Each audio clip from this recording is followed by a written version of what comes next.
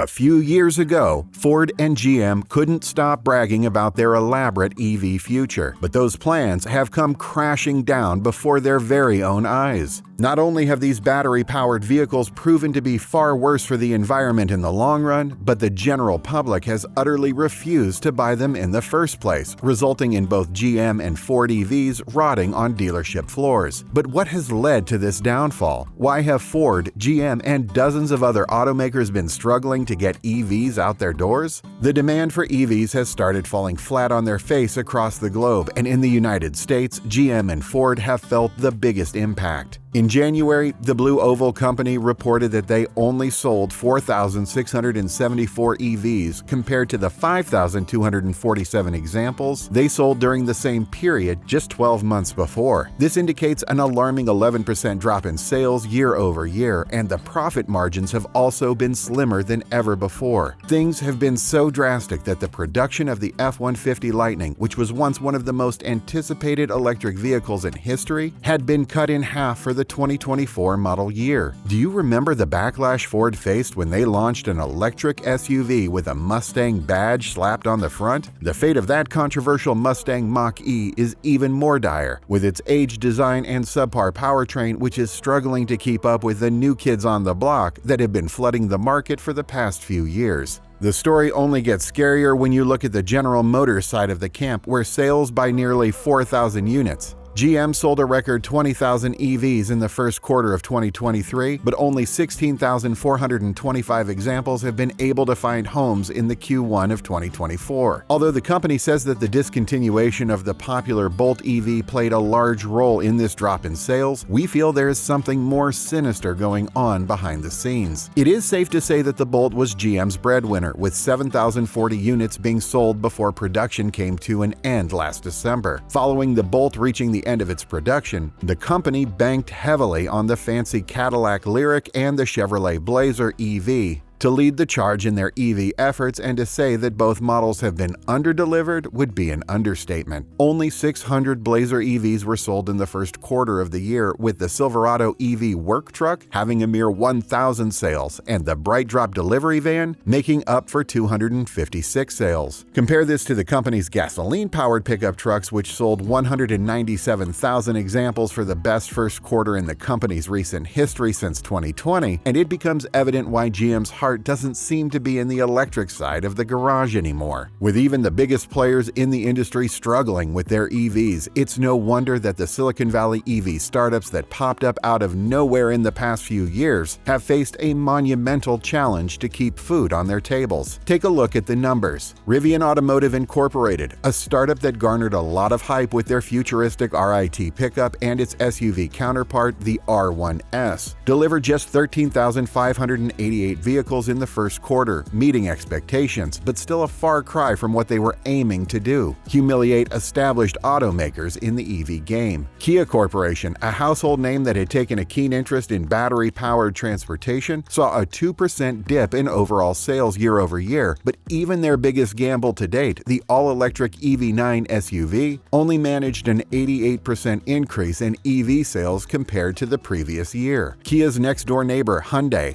which is going through a major renaissance and fast becoming another major player in the industry, managed a measly 0.2% increase in sales, though their EV sales did grow by 62% year over year. Even the established giants are feeling the pinch of the EV industry's downfall. Toyota, a titan of the auto industry, saw a healthy 20% increase in overall sales, but their shining star was the surge in hybrid sales, which jumped a whopping 74%, a far cry from their BZ line of EVs that have failed to make a dent in the market space and become a household name as the company expected. This means that even for a company like Toyota, with a loyal customer base and a global footprint, electric vehicles are not yet the runaway success story some might expect. The biggest surprise comes from the undisputed king of EVs, Tesla. Their sales have also stumbled unexpectedly, surprising shareholders and the company's billionaire owner, Elon Musk himself. Their recent quarter marked the first year-over-year decline in delivery since 2020, with a nearly 9% drop. It is safe to say that nobody saw this coming, especially with the hype train surrounding their latest experiment, the Cybertruck, which looks like it has been lifted straight out of a video game.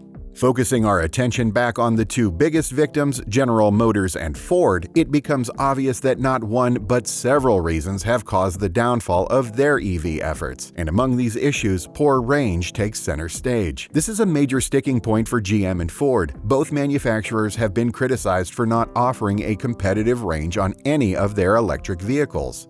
The Chevrolet Bolt EV, for instance, had an EPA estimated range of only 259 miles before GM pulled the plug on its production, which fell well short of Tesla's Model 3 and even put it behind some Korean competitors. Why would anyone buy an EV from Ford or GM when there are cheaper options with better ranges out there? This panic over range anxiety is further fueled by concerns over battery health on these fancy computers on wheels. I mean, just take a look at the recent Blazer EV fiasco. Owners of both GM and Ford EVs have also reported higher than expected rates of battery degradation. A recent study found that Chevrolet Bolt EV owners reported losing an average of 6.7% of their battery range after just 3 years of ownership. Similar reports have surfaced from Ford Mustang Mach-E owners, with some users experiencing a drop in range of up to 10% within the first 2 years. These figures are concerning, especially when placed against the mandated warranties. The U.S. federal law now requires a minimum 8-year or 100,000-mile warranty for EV batteries, and California ups the ante to a 10-year or 150,000-mile coverage. If battery degradation continues at the reported rates, GM and Ford could be facing significant warranty costs down the line, further hampering their already strained EV profitability. While warranty requirements offer some protection to consumers, they don't address the root cause of the bigger issue out there. The bigger question is why established automakers like GM and Ford seem to be lagging behind in battery technology compared to startups and some foreign competitors. Are they simply relying on older battery chemistries, or are there inefficiencies in their battery management systems? We'll let you decide. This is a crucial question to find an answer to, because unlike a gasoline engine that can be easily replaced, a degraded EV battery can significantly impact the vehicle's performance and value. Without a clear strategy to address battery degradation, GM and Ford risk further alienating potential EV buyers and losing ground to competitors who prioritize battery range and longevity. Just like the public, dealers have also started to take notice of GM and Ford's shortcoming in the EV sector and have finally realized there's not much in it for them. Here's the thing: dealerships make most of their money from selling and servicing gasoline cars, oil changes, brake pads, all that jazz. And when it comes to electric vehicles, there's barely anything to tinker with under the hood. So guess who's none too thrilled about pushing EVs?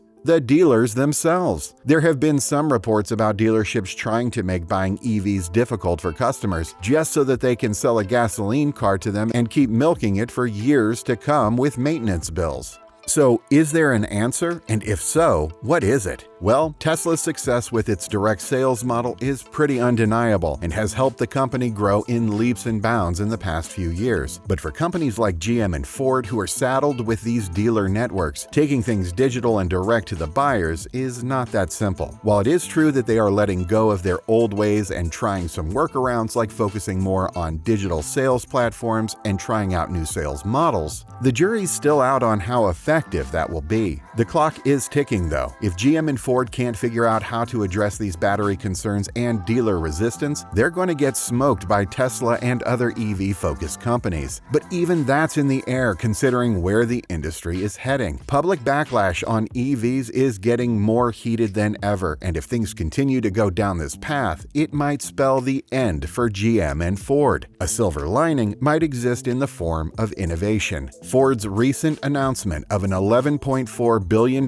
battery plant in Kentucky alongside battery tech giant SK Innovation shows a potential commitment to in-house battery development, and GM has been making strides with their Ultium platform with plans to outsource it to other EV makers to be built upon. All these things could be steps in the right direction, but it remains to be seen if they translate into competitive range and battery health improvements. At the end of the day, it is crystal clear that the future of Ford and GM's EV ambitions hinges on their ability to address the main challenge challenges faced by the public with their shiny new electric cars. They need to prioritize longer range, combat battery degradation, and potentially reimagine their sales strategies. If they fail to adapt, they risk being left behind by nimble startups and established rivals from China like BYD, who are laser-focused on winning the electric vehicle race. The electric revolution is here, and GM and Ford need to decide if they're truly ready to ride the wave. GM and Ford aren't the only automakers feeling the heat from the EV industry's downfall. Subscribe to our channel if you want to learn more about the other companies that are on the edge of going bankrupt due to their poor EV sales.